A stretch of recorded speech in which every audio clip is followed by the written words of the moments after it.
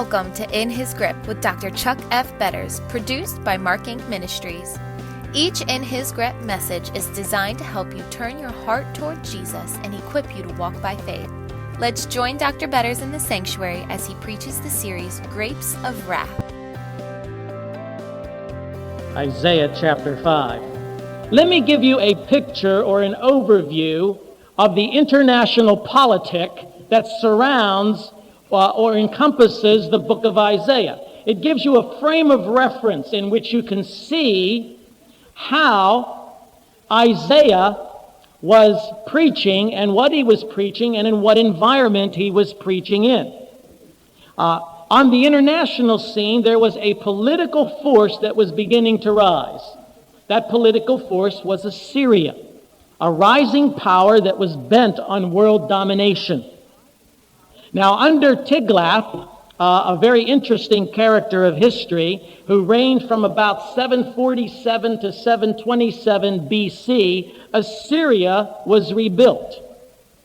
He won the support of Babylon and marched west, bringing Israel in the north into tribute, with his sights set on Judah in the south. So you have this power-hungry, this warmongering political leader of Assyria teaming up with Babylon that had been weakened by that time and bent on the destruction of both states of Israel, that is, Israel in the north and Judah in the south. Now, his son would besiege Samaria in the north for 3 years and severely weaken the northern capital of Israel. Now, his successor, a commander who usurped power and usurped authority, ultimately claimed victory over Samaria, and the city itself was destroyed in 722 BC. So you see this rise of world power. His son, Sennacherib, then invaded Judah in the south. The northern tribe is in captivity, the city has been destroyed, and now the sights are set on the southern state, or Judah, and all of Judah's fortified cities were captured. In his own chronicles, he wrote of King Hezekiah, who was the king of Judah in the south. He said, or Sennacherib said, Hezekiah, the Jew, a prisoner in Jerusalem, his royal residence, like a bird in a cage. So here was Hezekiah and the people of Judah in the south, literally surrounded by Sennacherib, with his sights set on the destruction of the holy city, Jerusalem. But he could not take Jerusalem. And the reason he could not take Jerusalem was because God intervened.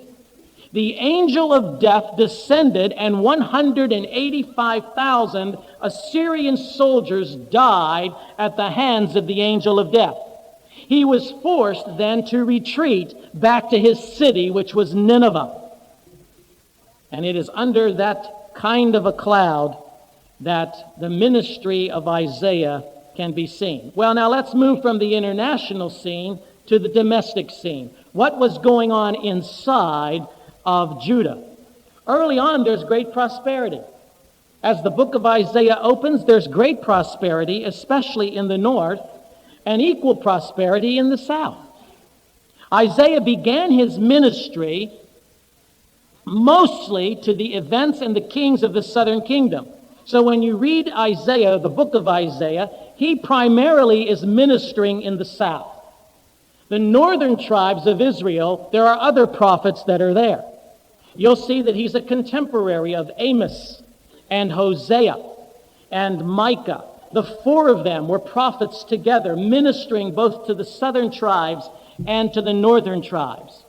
Now, as you go through the book of Isaiah, you're going to see there's a great distinction between his early ministry and his later ministry. During the early years, Israel is enjoying peace and prosperity. During the later years, they are virtually in exile. His preaching ministry spans nearly 60 years. Early on, there's great wealth, great prosperity, great social stability, along with some very strong faith. But later, as you see the book unfold, Judah is in decay. Judah is being oppressed. Judah is experiencing poverty. Now, after King Uzziah's death under King Ahaz, things began to greatly deteriorate.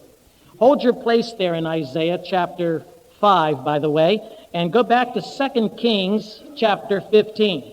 Let's get a picture of the church and the state of the church just prior to its demise. 2 Kings chapter 15. I've entitled this message, The Grapes of Wrath. And you're going to see that there are some very interesting parallels between the setting of the church under the reign or under the ministry of Isaiah and the way in which the church appears today. I think we are ripe for judgment. I think the church is ripe for two things to happen. Either there's going to be great judgment or there's going to be great revival. And there may be great judgment that brings us to the point of great revival. But I believe the church is ripe because the conditions are very similar to what we see happening in the book of Isaiah. But let's look at the description in 2 Kings chapter 15. Azariah, that's another name for Uzziah. That's the last king, or the first king, or the king who died, and then Isaiah's call to the ministry takes place right upon his death. Azariah, or Uzziah, son of Amaziah, king of Judah, began to reign. He was 16 years old when he became the king. And he reigned in Jerusalem 52 years. His mother's name was Jechaliah. She was from Jerusalem. Now watch this. He did what was right in the eyes of the Lord. Isn't that a wonderful thing to say about somebody? Just as his father Amaziah had done. The high places, double underline this, the high places, however, were not removed. The people continued to offer sacrifices and burnt incense there. Now, isn't it interesting in that verse, it tells us that he did what was right in the eyes of the Lord, except. And it's underlined for us. It's almost as though it jumps out of the pages. It sets the stage for what was to follow. Here was a man who basically led the people of God the right way.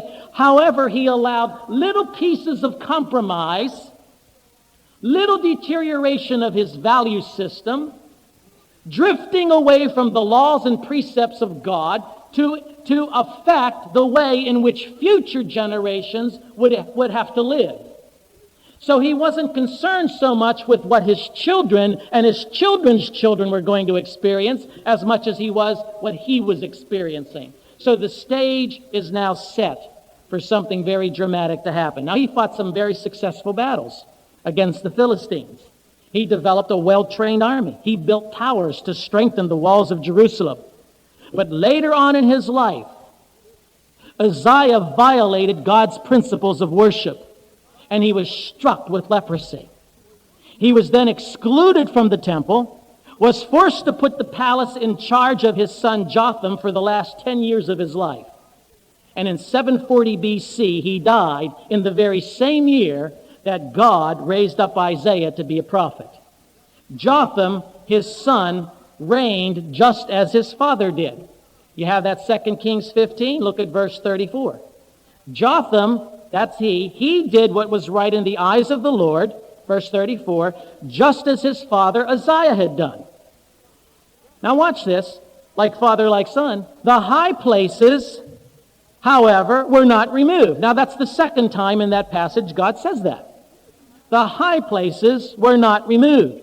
The people continued to offer sacrifices and burned incense there. Now it then goes on to tell you about one of the great accomplishments. He built the upper gate of the temple of the Lord. Now his son Ahaz, Jotham's son Ahaz, the Bible describes as a wicked man. That wickedness took 2 generations to fertilize. 2 generations, and now Ahaz becomes the king. Is it any wonder why?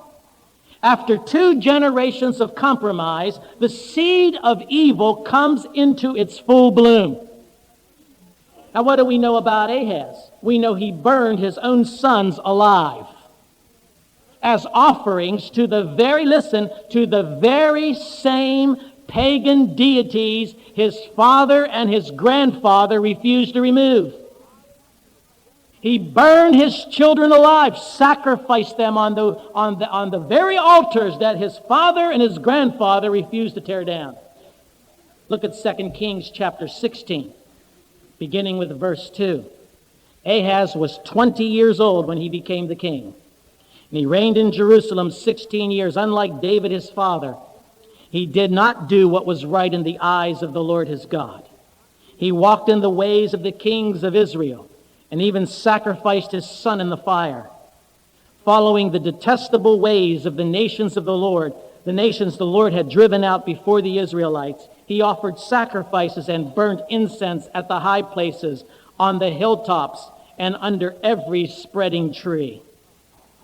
So sinful was Ahaz that when he died, 2 Chronicles 28:27 tells us that the people refused to bury him where the other kings were buried. He was buried in Jerusalem, but not in the position where the other kings were buried. Why? Because he was so detestably evil. Following Ahaz, Hezekiah comes into ministry. Again, Isaiah is still preaching. So his preaching ministry is spanning all of these kings: Uzziah, Jotham, Ahaz, and finally Hezekiah. Hezekiah stands in sharp contrast to Ahaz. He was a great reformer. Chapters 36 to 39 of the book of Isaiah are devoted to his reign. He reopened the temple. On the very first month of his rule, he reopened the temple. He fought and rebelled against Assyria. And when Sennacherib invaded Judah in 701 BC, he was unsuccessful. God even extends Hezekiah's life for an additional 15 years in response to his prayers for deliverance. But here's something very interesting. His son, Manasseh, was even more wicked than any of his predecessors. So you see this struggle of good and evil, of people who seek to be obedient to God, but allow the significant compromises into their lives that thwart them from that obedience. And for generations, it comes, and you see this spiral downward, until finally Manasseh is brought onto the scene. And tradition tells us he was the one who finally executed Isaiah. In fact, Hebrews chapter 11, verse 37, that talks about the sawing in two that the prophets endured, is probably a reference to the fact that Isaiah was sawn in two by Manasseh, the wicked king. Well, what about the man Isaiah himself? Isaiah is the Paul of the Old Testament. There's no other way to describe his great theological work. The book of Isaiah is a masterpiece of Old Testament theology. He knew God intimately, and he obeyed him faithfully, even though the world around him was collapsing and crumbling, even though he saw the church slipping into dramatic apostasy and great evil. His father's name was Amos, A-M-O-Z, not A-M-O-S, making him King Uzziah's cousin, the first king. This means that Isaiah was from royal bloodlines. His cousin was King Uzziah, and so he began his ministry in his own family, prophesying to his own people. He was a great historian and would write the chronicles of both Uzziah's reign and Hezekiah's reign. He was a disciple maker. Chapter 8, verse 16 of the book of Isaiah would tell us that he would bind up the testimony and seal up the laws among my disciples. In spite of the very busy schedule that he kept, prophesying up and down the land of Judah, he significantly made an impact on the lives of other people, his disciples. He was married with 2 children, and his wife was also a prophetess. We know that from Isaiah chapter 8 and verse 3. His sons' names give us clues as to what the message of his book would be.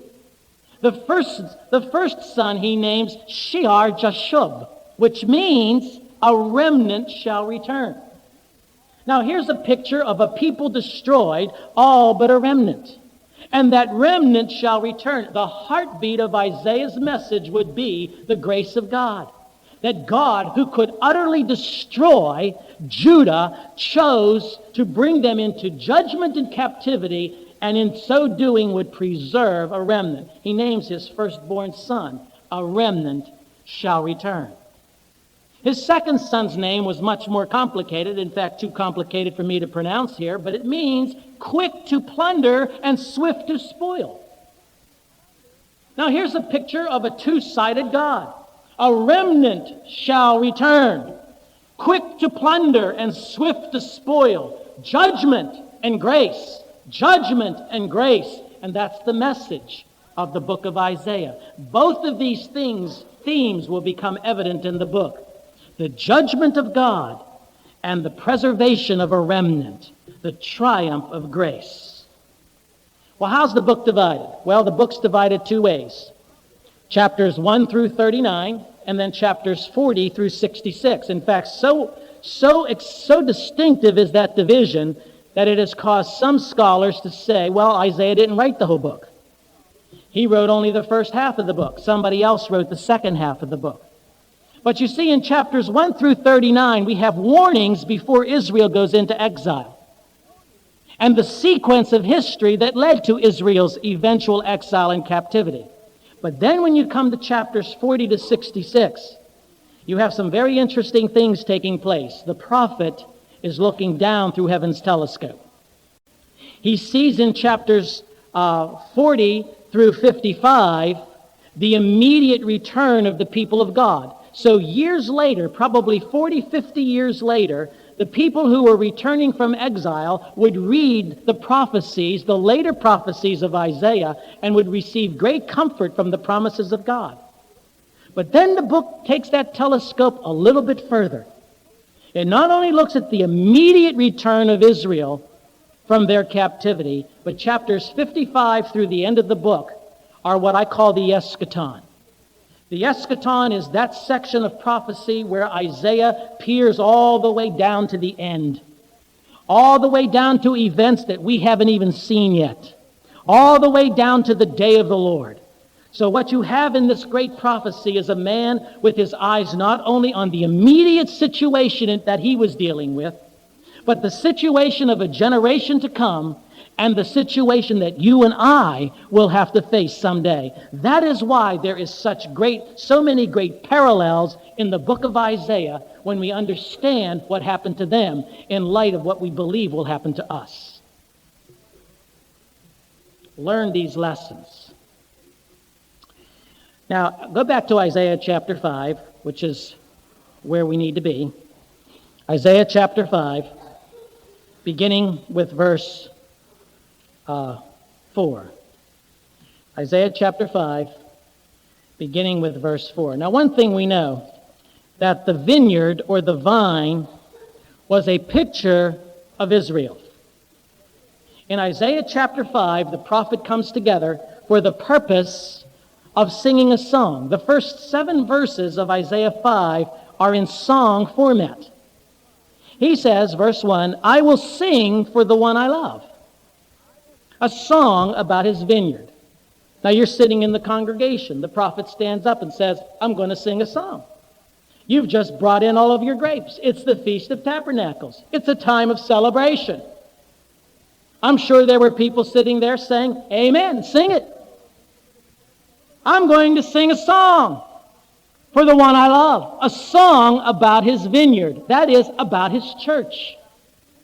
I am going to sing a song about his church. And he says in verse 1, my loved one had a vineyard on a fertile hillside. My loved one had a vineyard on a fertile hillside. Now, of course, the loved one is God. The vineyard is his people, his church. The hillside is where he has planted them in the world. My loved one had a vineyard on a fertile hillside. He dug it up. He cleared it of stones. He planted it with the choicest vines. He built a watchtower in it and cut out a winepress as well. Then he looked for a crop of good grapes. But it yielded only bad fruit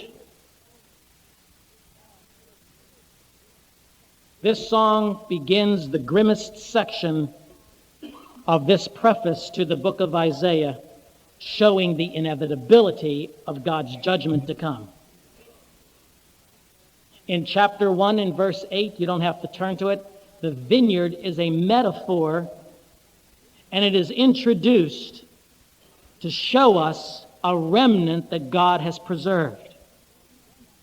But when you come to chapters 3 and chapter 4, we read that the vineyard has been spoiled. An enemy has come in and spoiled the vineyard. Yet God intervened to pass judgment on its behalf and against the spoilers. Now, however, the vineyard is beyond repair. This is a grim, hopeless section of total destruction that God announces upon his people. Even God himself asks a rhetorical question that shows us the desperateness of the situation. Look at verse 4. What more could have been done for my vineyard? You see, now the loved one is talking. Than I have done for it. When I looked for good grapes, why did it yield only bad? You know, when you read chapter 1, go back to chapter 1 of Isaiah. When you read chapter 1, as you're going through the book, you see sin blighted Israel's national life. Yet there was still hope. Even though there was sin in the midst of the people, there was hope. Look at verses 26 and 27. Here's the hope. I will restore your judges as in days of old, your counselors as at the beginning. Afterward, you will be called the city of righteousness, the faithful city. Zion will be redeemed with justice, her penitent ones with righteousness. There's hope amidst judgment. There's hope, a hope for revival, a hope for renewal. When you come to chapters 2, 3, and 4, sin marred life's highest purposes for Israel. Yet offered to them was cleansing and a new creation. Look at chapter 4, verses 2 to 6. Even though their nation had been blighted, even though sin had marred their highest purposes, he says in verse 2 of chapter 4, in that day, the branch of the Lord will be beautiful and glorious. Of course, that's referencing Messiah. And the fruit of the land will be the pride and the glory of the survivors in Israel. Those who are left in Zion, who remain in Jerusalem, will be called holy. All who are recorded among living in Jerusalem, the Lord will wash away the filth of the women of Zion. He will cleanse the bloodstains from Jerusalem by a spirit of judgment and a spirit of fire. There's the cleansing. Then the Lord will create over all of Mount Zion and over those who assemble there a cloud of smoke by day and a glow of flaming fire by night. Over all the glory will be a canopy. It will be a shelter and shade from the heat of the day, and a refuge and hiding place from the storm and rain. So you see in chapter 1, chapter 2, chapter 3, chapter 4, there's hope. Even though these people had become so sinful, yet when you come to chapter 5, the hope is dashed. In fact, what we have in chapter 5 are Isaiah's grapes of wrath. The hope is taken away, and nothing is left but the gathering of darkness. Look at how chapter 5 ends. Look at verse 30 of chapter 5. This is a picture of the absolute despair in light of the judgment of God. In that day, they will roar over it like the roaring of the sea. And if one looks at the land, he will see what? Darkness and distress. Even the light will be darkened by the clouds. You see, he sings first of a friend who has made the best of preparations for this very special vineyard. He chooses the best soil, the choicest vines, carefully plants the crop, and he expected fruit. The crop was to produce fruit. So confident was he of the imminence of the fruit that he also builds a double wall to protect it from all its enemies. In fact, he builds a tower, a residence tower, where he himself would dwell in their presence so as to ensure the safety of the vineyard. The choicest vines, the best soil, the double wall, the watchtower, the presence of the gardener himself. And he expected fruit. He expected fruit. What more could he have done? Nothing. The question is, why was there no fruit? What is to be expected now that the crop is wrapped up in so much darkness? Look at verse 5, Isaiah 5. Now I will tell you what I am going to do to my vineyard. Now you don't think this applies to the church? We are called in Galatians the Israel of God. If this happened to Israel, it can happen to us. And it will happen to us. And the reason it will happen to us is because God is looking for fruit. Will he find it? This is what I'm going to do to my vineyard. I will take away its hedge, and it will be destroyed. I will break down its wall, and it will be trampled. I will make it a wasteland, neither pruned nor cultivated, and briars and thorns will grow there. And I will even command the clouds and forbid them to rain on it. Look at verse 7. The vineyard and its stink crop is fully exposed. The vineyard of the Lord Almighty is the house of Israel, in case you didn't know that. And the men of Judah are the garden of his delight. And he looked for justice, but saw bloodshed. He looked for righteousness, but heard cries of distress. What a picture of God's total work of grace. What a wonderful picture of God's total work of grace. Thank you for listening. For the complete sermon, please visit markinc.org and click In His Grip. Join Dr. Chuck F. Betters in the sanctuary from Monday to Thursday on the In His Grip podcast.